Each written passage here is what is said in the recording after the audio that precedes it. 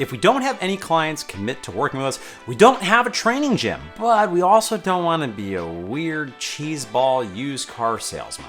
I think you ought to buy it today, right now. You want to know why? Because this Buick is you. In this video, I will show you the 4 pillars of non-cheesy gym sales conversations. My name is Mark Fisher, and if you like today's video, head over to bizforunicorns.com, where you'll find out more about how we help training gym owners create more income, more impact, and more freedom. So in this video, I want to break down the structure that virtually all gym sales conversations have. Sales conversations don't vary a whole lot. So no matter how you utilize this, your 4 pillars are going to be thus. You're gonna break the ice, build some rapport.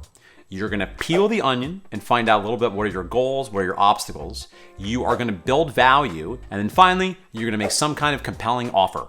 So in the first step, you're gonna break the ice. This is where you wanna just have at least a moment to check in how their day is, find out about how they heard about you, which is a good way of both breaking the ice and getting research and data to understand how your marketing efforts are working out, because this way you know where your leads are coming from. If you have an individual that's bottom line, they're ready to go, they wanna get this figured out. We're just looking. We'll take Whoa, no, honey. We don't even know what the price is. You're probably not gonna be doing them or you favors if you are spending a lot of time inquiring about their hobbies and looking for something to connect with them on. The last step of breaking the ice is letting them know, okay, here's what's gonna happen. We're gonna be here X long. I'm gonna ask questions about your goals. I'm gonna find out what has gotten in the way of the past. Then I'll tell you a little bit about what we do. And if I think there is a solution that's gonna make sense for you, I will give you some clarity on what might be the next best step.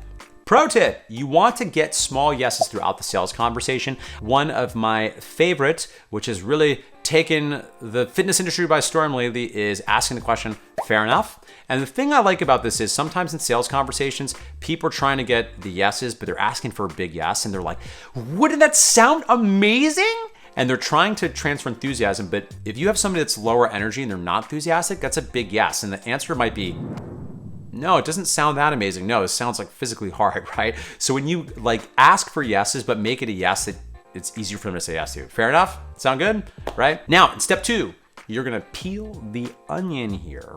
Let me ask you something, man. You ever think about just dropping everything and going for it? You're gonna ask questions. You're gonna do a lot of listening. You're gonna reflect back what you're hearing.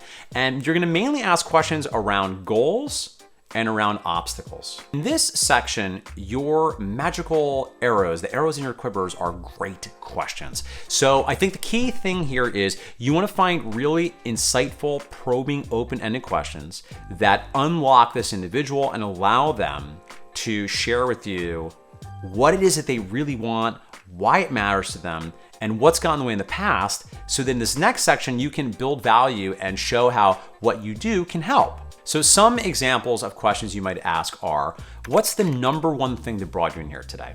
Another question we use at MFF and I love is, if you had a magic wand and you could change one thing about your health and fitness, what would it be? It shouldn't just be about the goals. We also want to understand what's gotten in the way. And the reason is because understanding their previous obstacles are going to help you figure out what is the right service, or in some cases, what is the right element of what you offer that you want to highlight to them to show how you mitigate it. So an example here might be, what's been the number one obstacle that's gotten in the way of getting these results so far? And what you'll find is you'll likely get a lot of the same obstacles you hear over and over again. It's gonna be things such as, I didn't have accountability, I was bored, I wasn't getting results. So ideally what will happen is over time, you develop some if-thens in your head. If they say this obstacle, or this goal, frankly, for that matter, then I share this particular element of what we do is gonna overcome that. You could also ask a readiness question such as, on a scale of 1 to 10, how ready are you to get started today? And then from there, you can play with this. If they say 7 or 8, you can ask, great, so why not 10?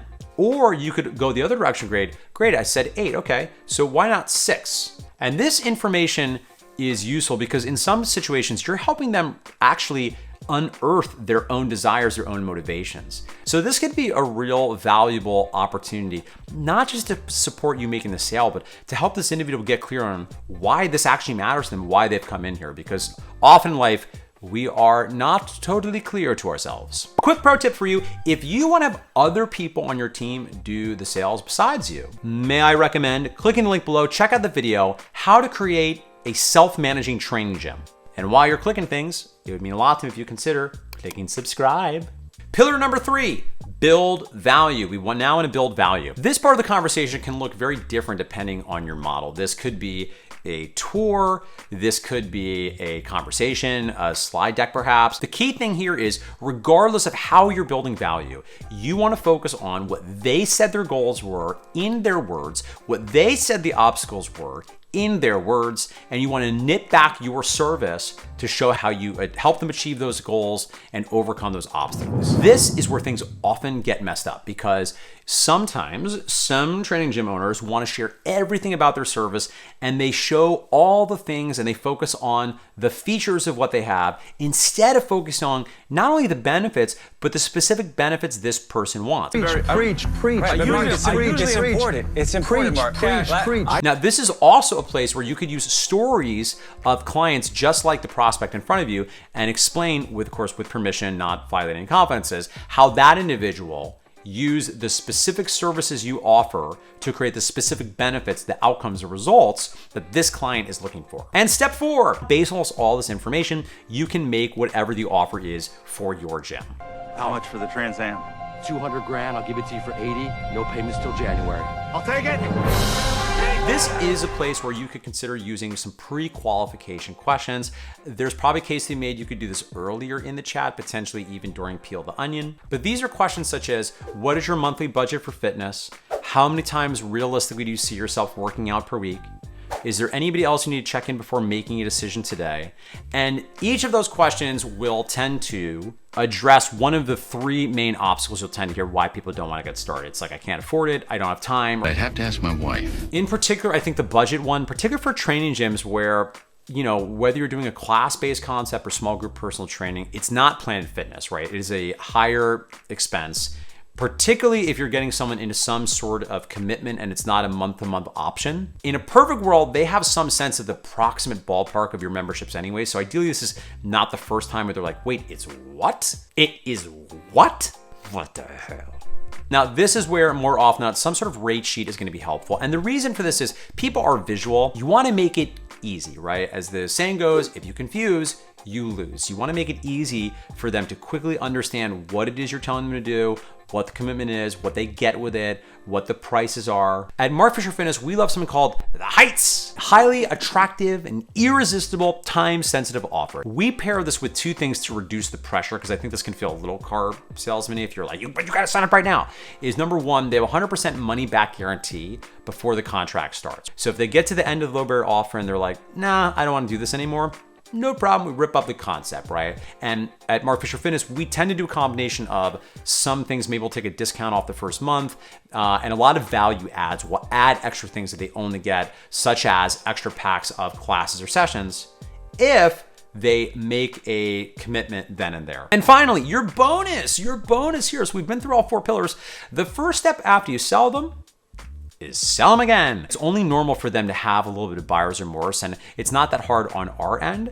But I would note, the moment we make the sale, we then need to continue to sell them again, because let's state the obvious, all of life is sales. Even when we're coaching, even when we're trying to invite them to take action on some sort of fitness intervention to get better results, but we're always looking to sell them to take action towards the life that they most want.